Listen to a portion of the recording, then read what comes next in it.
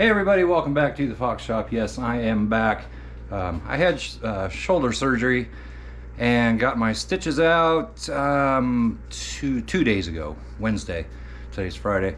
And didn't have a torn rotator cuff, had a big bone spur in there and some other garbage, and they went in there and cleaned that all out. Finally getting somewhat back to normal. So we will see how today goes. Today is actually not too bad. It's about 40, hi Jess. It's about 40 degrees out, and I'm doing kind of a little test today. I will be getting to work on that shortly. Bud just went out. He doesn't like the heater in here. And yes, I'm back to the old torpedo heater. But anyway, gonna be doing a little bit of a test today on the old shoulder, see how things go, and see if we can get going on that brown truck out there. I have parts up here for it, gaskets and so forth, get the plenum off, and what else am I doing? Valve cover, that rocker, what's it called? The rocker arm cover, get that off. Put all new gaskets on that. She needs a new battery, and then she should be good to go. And if anybody is in, well, let's say Iowa, or willing to travel, if you have a Ford box, that truck it either needs new bedsides or a whole new box. That box, it's just too far gone. I don't care if it has some rust above the wheel wells or other places, or some dings or dents or whatever. I might be interested in that. If you would get a hold of me, we'll see what we can work out on such a thing. But bedsides for that are going to be like $1,000, and a bed, well, to buy a bed around here, you're probably talking about that much as well. And I really don't want to spend that much. I think I can figure something out. But anyway, back on what we're doing today. I have the old 1999 Tahoe in here. It's got new tires on this girl. This is kind of my just run around winter, well, not just winter, but run around vehicle. But got some new tires on it for the winter. Tires that were on it were getting pretty worn out. These have got some good meat on them. Hopefully it'll go good in the snow, which hopefully we don't get much snow. But anyhow, today, here's what we're working on. I need a flashlight here. For a couple years now,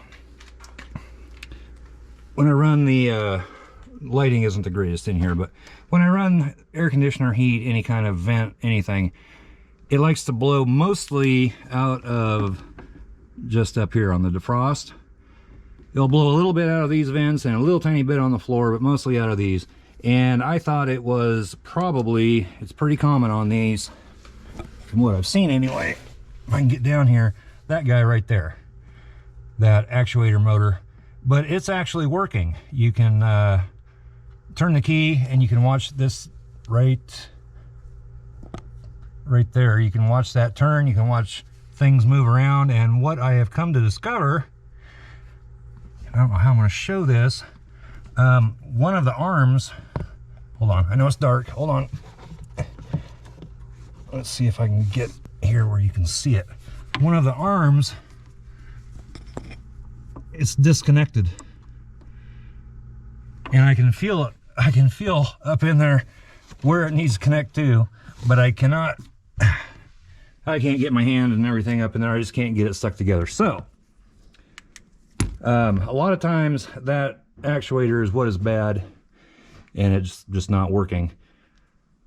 And this side is for the mode, for, you know, where it comes out of the floor here or up on the defrost. There's another one over on that side somewhere, not exactly sure where. I think it's back behind the glove box, and I believe that one is for your hot and cold. There's another one way up back in here that's, you have to take the whole dash apart to get that. I can't remember what it does, but anyway, I'm gonna take this panel off here and see if I can get up in there a little bit easier. 7mm, you got some bolts. You got one there, see, one down here, one there, and I see I have a crack there, and it looks like one there, might be another one or two, and then it's probably held together with some clips on here. So I'm going to get that off and see if I can see up in there a little bit better. So I will be right back. Okay, so I got that piece off, laying back here. I also took this you get that off and you have this plate underneath there, and I took that off. Had 10mm bolts, 4 of them, just one there and a couple over here. That really didn't help much, but as you can see, that rod up there is disconnected. I'm going to try to just, I can feel where it's supposed to go, so I'm going to try to finagle it in there. I don't know how I'm going to show that on camera, but if you reach your hand up in there, if you reach your hand, oh, shoot. If you reach your hand up in there, you can feel it's not very far up, and there's another little rod up in there that moves, and it has a hole in it, and that's where that connects into. So I'm going to see if I can get that in there.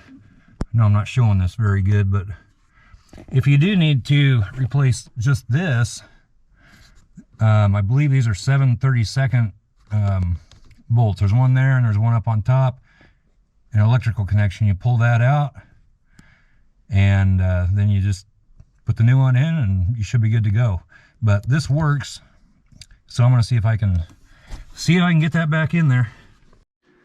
So what I did on this thing, I know I haven't shown very good here, but I showed you that linkage that was up in there, and it came off of that arm, and I did manage to, it popped back in there pretty easy. I'm afraid that where it connects to is going to pull out of there again eventually, but right now it's working okay. I have a battery charger on it because I kind of ran the battery down,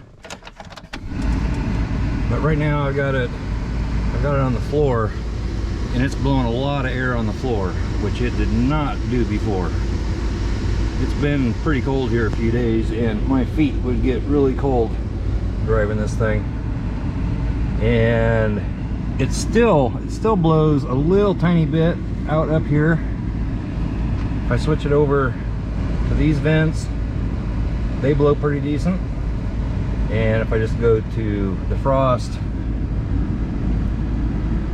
yep, then it's blowing pretty good too. So I'm gonna put it on the floor.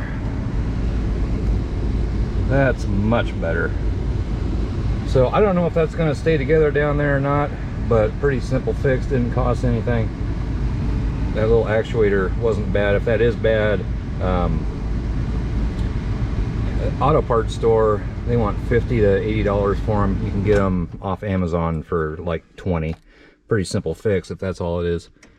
Not too hard to get to. Really didn't need to take all this stuff off. I got to get this put back together. And one other thing I want to do to this, which I will show here momentarily. So the other thing that I wanted to do, the check engine light has been on this. It comes off and on. It's been doing it for several years now. Just kind of randomly comes on, and usually it's after I put gas in it. And I've had codes pulled on it before, and what it is, let me get a couple of things here. And what it is, it's the I don't know what they call it, evap or something like that. But anyway, you have a loose gas cap. That's all it is. And on this here truck, it is 25 years old. And let me get a flashlight here. It doesn't seal up real good, I don't think. And I don't know if I just need to get me a new cap or what, but the filler neck here, it's got a lot of rust around it. So what I'm going to do is I'm going to shove a rag down in there so I don't get too much crud down in there. And I'm going to try to clean that off, and hopefully that'll take care of it. A lot of times if I just, tighten the cap up again, check engine light goes off after a little bit. But it's been on for a little while now. Runs fine, but I'm going to do this. So I shoved a rag down in here, and I'm just going to take some sandpaper. If I can hold the camera. And it's all rusty crusty around here. I've done this before a long time ago. Just go around here and try to smooth this all out so that cap will seal down on there a little bit better, and hopefully the check engine light will stay off.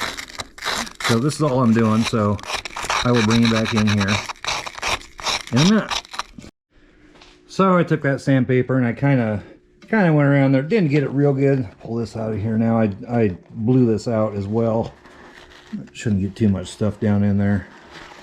and hopefully that will take care. Let's keep a check engine light coming on. It runs fine, and I've had the code checked before.